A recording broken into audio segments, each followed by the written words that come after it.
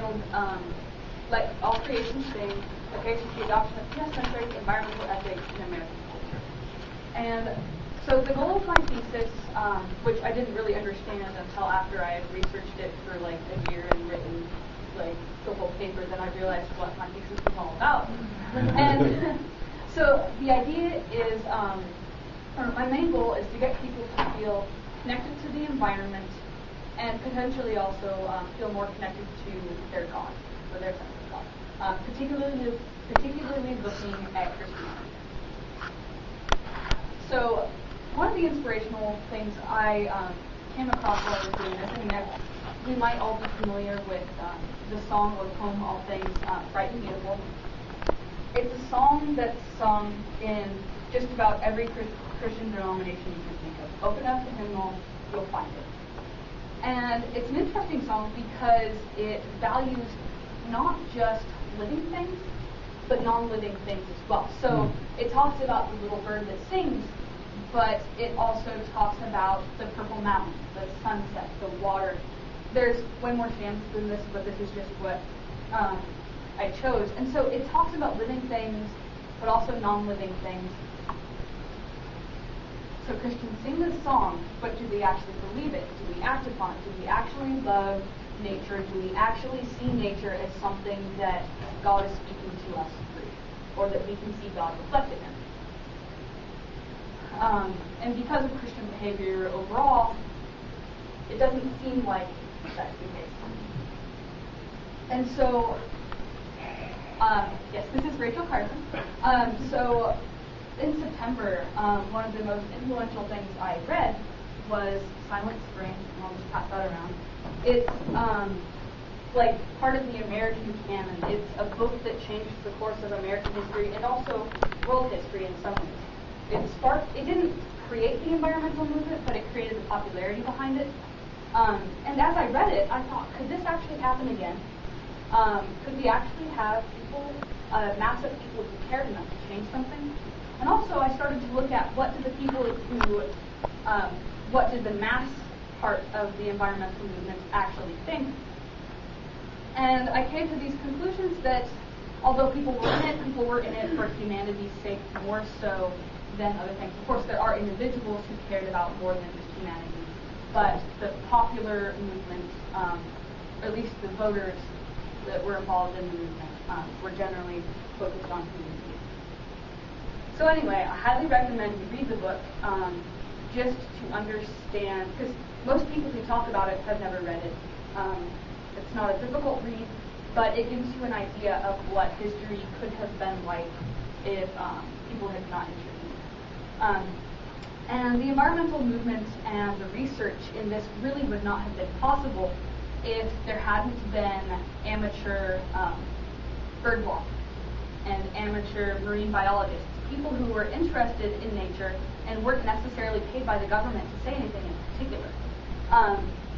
So it was those people with their hobbies that documented the life around them, and they were able to see the negative effects of overuse of chemicals. So that's kind of what brought me to this. But even this book is written with human interests mostly in mind. A large part of my thesis is exploring why that occurs, because Rachel Carson actually had quite a bit of reverence for nature. She was a biocentrist, which means that she thought life was the center of all value.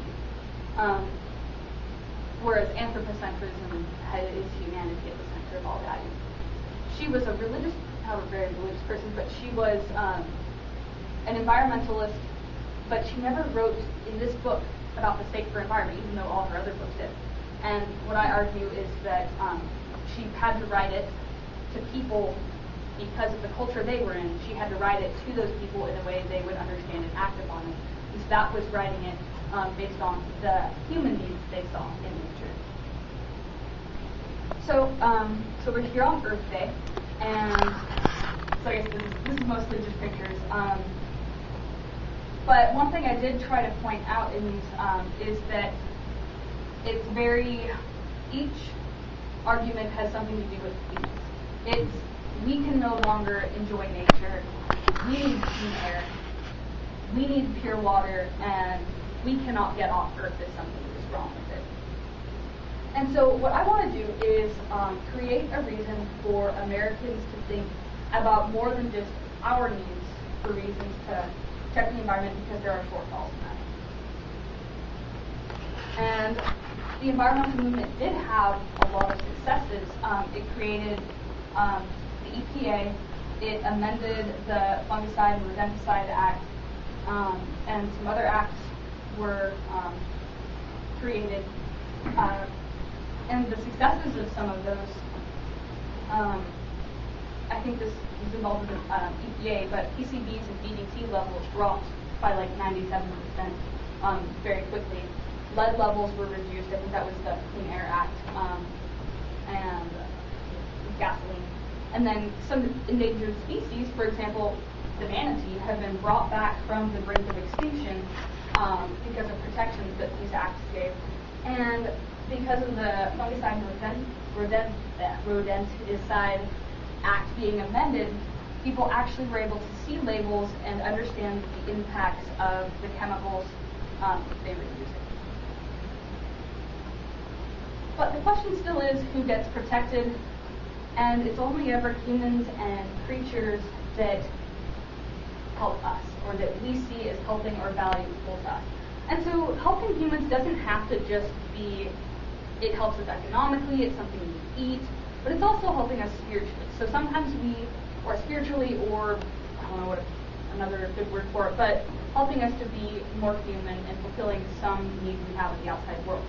So for example, is it really important that we have lions? Do they actually help us outside of that like spiritual growth factor? Is it important to have a waterfall for its own sake, or are we caring about it just because we stand in awe of it and think it's valuable to us in some way? And so this kind of goes a little bit to how humans perceive themselves and nature. So Americans tend to perceive humanity as separate from nature. And so what do they think is the purpose of nature? The purpose of nature to most Americans, they may not think it explicitly, but they tend to think of nature as something we can use, as a service. And this is an argument that Lynn White gives, but it's that this idea of service to humanity is rooted in biblical interpretation, particularly of Genesis, that the idea that everything was created by God for humans and given to humans. There's also, there are some other philosophers and theologians that have contributed to this. For example, Aristotle and his idea of hierarchies, that each lower thing in the hierarchy exists to serve the next strata. So anyway, but generally the roots are in Christianity and in biblical interpretation, whether or not that interpretation is correct. And so my goal is to push this line, or this is the line as it is now, but my goal is to push it back this way and to include more of nature's needs. Now, I actually have edited this slide, so I'll turn to the next slide, but I included this to show my own personal bias. This was the first one I drew, and I was still picturing human needs as separate from nature's needs. And so this is the next one I drew, after I realized my own bias when I was creating this. So humanity's needs fall within nature's needs because, at least in my perspective, humanity is still part of nature, although it may be a distinctive part of nature.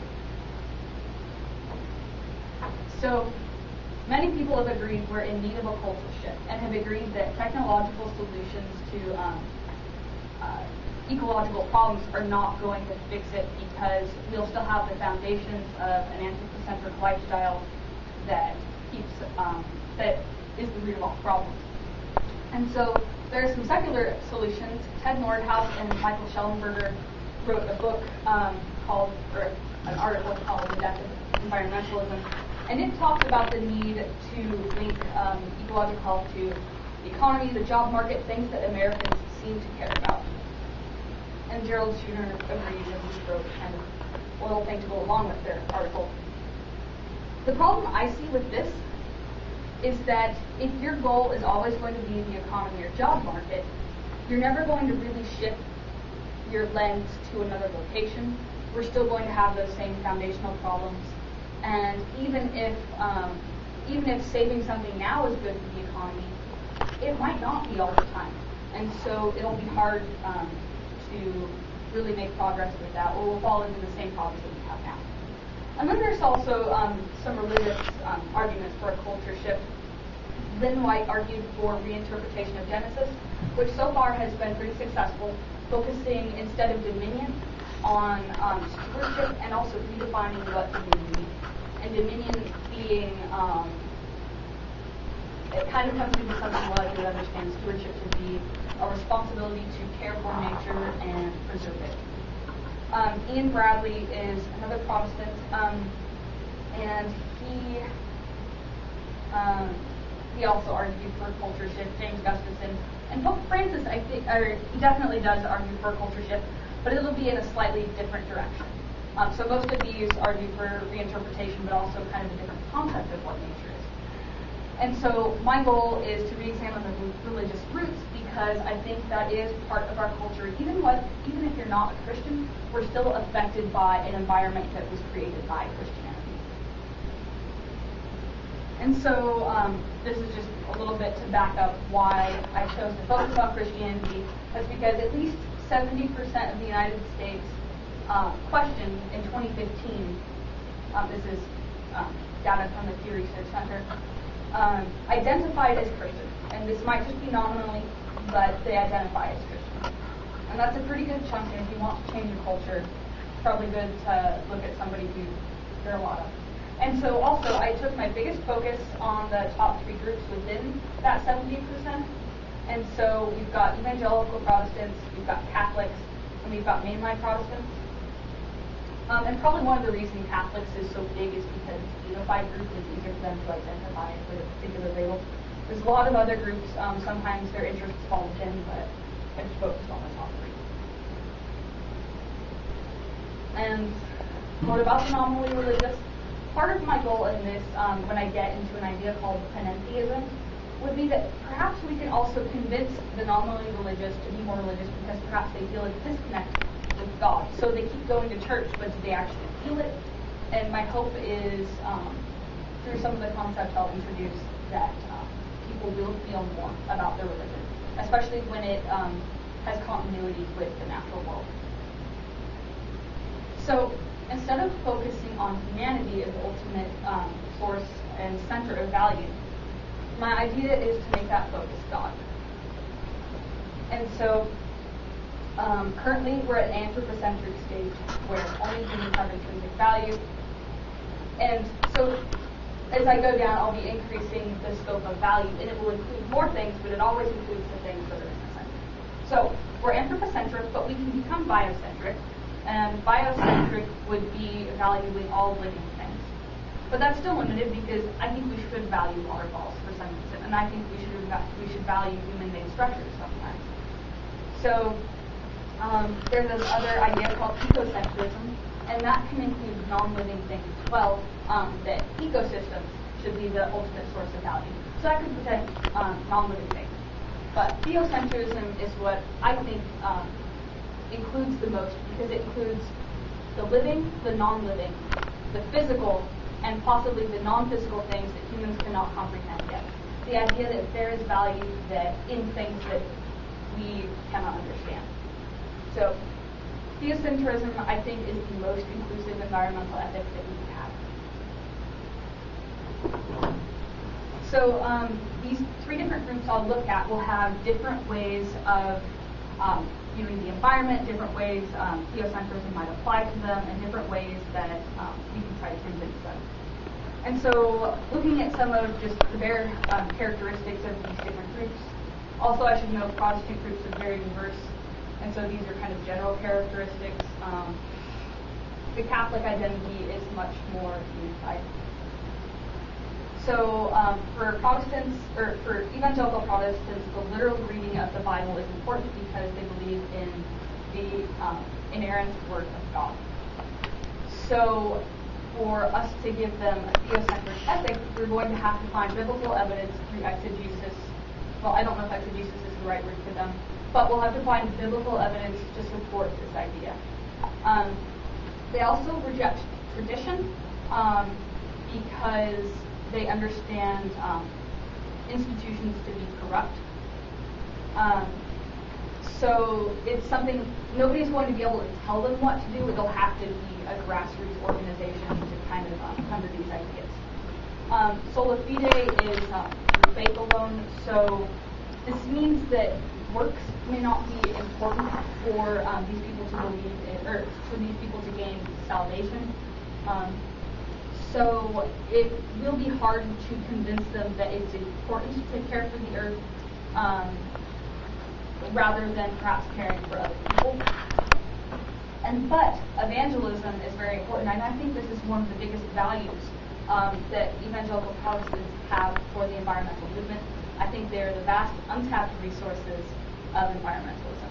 Because if you can come through some of these obstacles, they will be the people best able and best equipped to make a change in culture. Interpretation will be kind of questionable with this group because if we're taking the Bible through a human filter, we can come up with more error. The Catholic perspective is a little bit different. We still have biblical interpretation, but that's instructed by tradition, and we're really heavy on religious tradition. So if we can look back to examples of Catholic thinkers who believe in this sort of ethic or have argued about it really well, and we think it's supported, then it'll probably be relatively easy to get a Catholic population along. The other benefit is that they're very united, and so it will be easier to organize this group. So the strategy, we are already receiving instruction from Pope Francis with Laudato Si. The reinterpretation of stewardship is something that exists in the Catholic Church. Francis is emphasizing it. And we can also look towards tradition, particularly through the lens of St. Francis, who, I don't know if he is the patron saint of ecologists, but Lynn White at least suggests that he should be. Mainline Protestants will be kind of a combination of Catholic strategy and evangelical Protestant strategy, because they still believe in the inerrant Word of God and have a lot of the same characteristics that evangelical Christians do, but they are also open to religious tradition. And if they're more unified and organized, they tend to be larger groups, so it'll be easier. And there are some examples within Protestant tradition, particularly of Albert Schweitzer, one of the first biocentrists, trying to bring the idea of God and nature together. So this is just kind of a graphic I made showing what way you're going to have to try to convince people. So, one problem with theocentrism is that it's kind of indirect. We take, so you, or whoever the valuer is, to value anything here. This could be another person, this could be yourself, this could be a waterfall, it could be a duck, any other object. You have to value God first through that object, or to value that object you have to go through God. I think that's circuitous, and I don't think that helps us feel connected to object. And then there's this pantheism, and then pantheism is not going to work for a Christian mindset. Pantheism is the belief either in many gods within the world, or that the world is a god. And although it allows you to value object B because B is a god or part of a god, it allows you to value object B directly, but this is not going to work with a Christian mindset. Many things I'm going to say are probably heretical, but this would be like too far. So that's one problem. Another thing, and this is a survey that Associated Press and Yale School of Forestry did, is that they've broken down something into like 9 types of Americans, and they had a section that was particularly about religious people, and they were trying to figure out people's opinions on the environment. And both groups of religious that they evaluated felt disconnected from nature. And this disconnect was greater when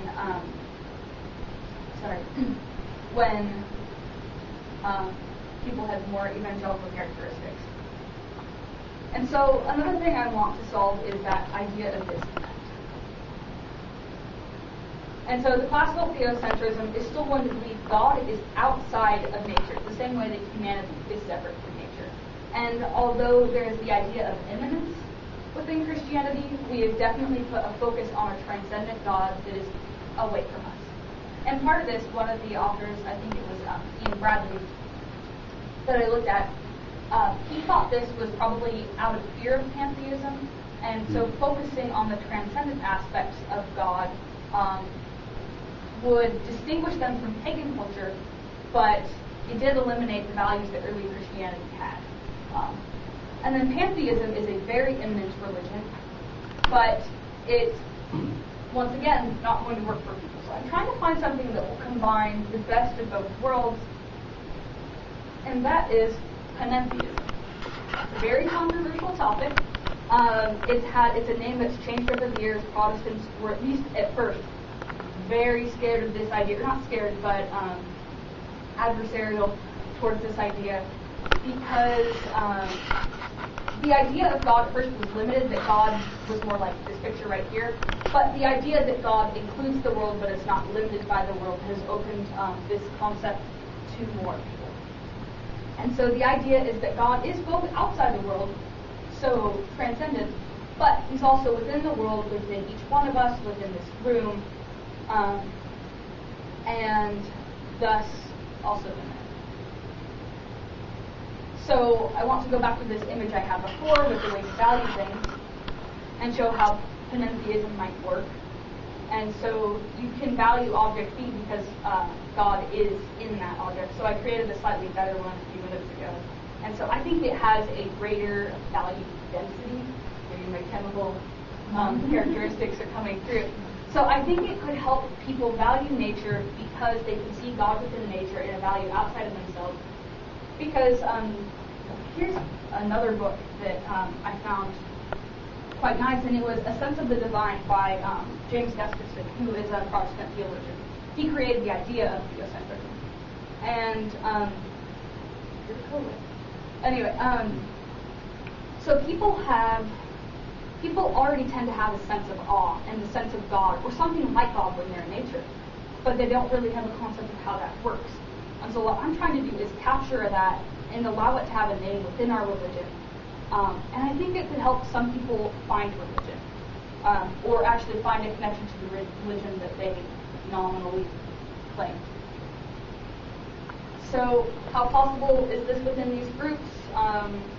What type of rejection are we going to see? For evangelical groups, it is going to be difficult because this isn't something, I did not find at least explicit evidence of this sort of thing in the Bible. So this is the book by Ian Bradley, God is Green. It was a wonderful accidental find at the library. But it is written in a way that I think could reach an evangelical audience because it focuses on the idea of the early church and what the Bible meant before it was scrubbed to take out anything that might look like pantheism. So the ideas he's writing about is returning to an early church before corruption of the Catholic Church. And so I think that book and ideas from that book would be very helpful to reach an evangelical audience. So I'm saying it's possible, it's still going to be hard. For mainline Protestants, once again, it's a diverse group, so there's already branches that are completely accepting this or are on their way to accepting it, and there's groups that it may never reach. But they have had a lot of success in the reinterpretation of Genesis, and focuses on ideas of Christ incarnate